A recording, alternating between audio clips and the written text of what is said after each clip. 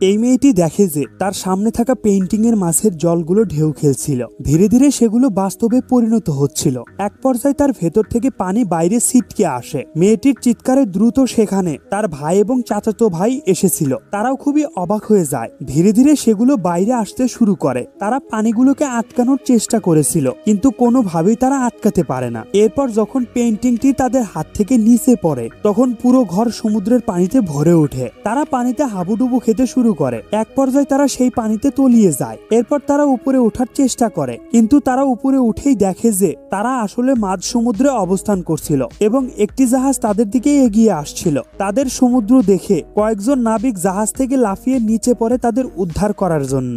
তাদের সফলভাবে উদ্ধার করার পর তারা খুবই অবাক হয়েছিল, কারণ একটি ইঁদুর মানুষের মতো কথা বলছিল। এরপর এই ভাই বোন যখন সবাইকে তাদের নাম বলে, তখন সবাই তাদের সামনে নিজের মাথাকে নত করে দেয়। আসলে এখানে কি ঘটতে যাচ্ছে, আর এই ভাই বোনেরাই আসলে কে? এই ভিডিওটির পার্ট 2 দেখার জন্য একটি লাইক দিয়ে কমেন্ট করে জানাতে পারো।